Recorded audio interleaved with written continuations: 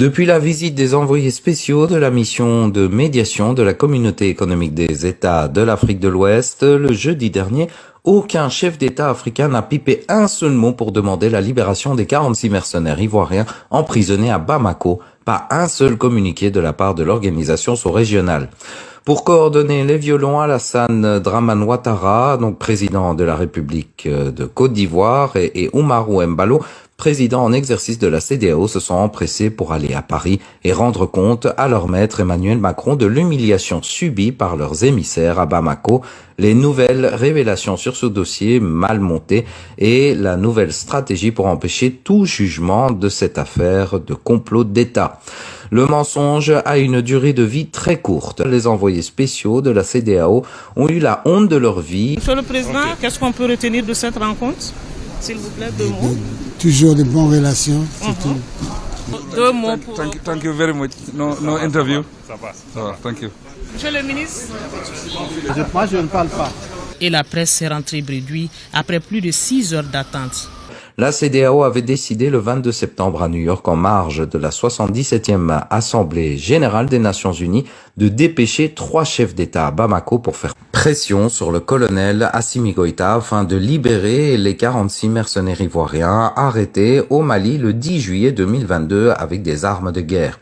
C'est ainsi que les présidents ghanéens Nana Akufo-Addo et gambien Adama Barrow et le ministre des Affaires étrangères du Togo, Robert Dussey, sont arrivés jeudi dernier à Bamako. Les présidents Macky Sall et Faure Gnassingbé, connaissant donc les dessous obscurs de cette affaire de déstabilisation de la transition malienne, ont poliment décliné l'invitation.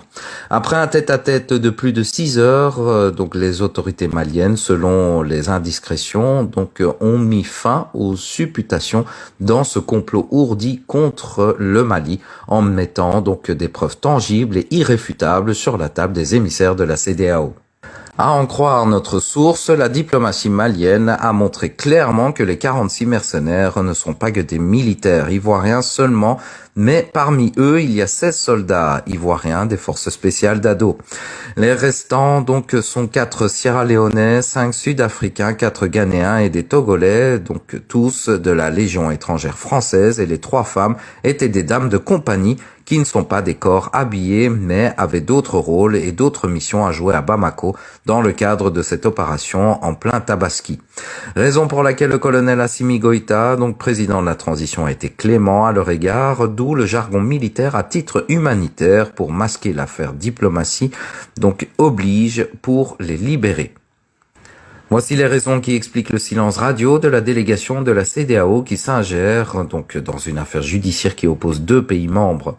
Face au colonel et à la diplomatie malienne, les présidents ghanéens Nana Akufo-Addo et gambien Adama Barrow sont retournés tête baissée car le rapport d'enquête est explosif et au moment opportun, l'État malien va rendre public ce dossier des militaires mélangés, comme aime le dire l'ex-président Laurent Gbagbo, qui ont eu des passeports ivoiriens pour les besoins de la cause, mais alpagués grâce à la vigilance donc des vaillants soldats maliens, donc et mis à la disposition de la justice malienne.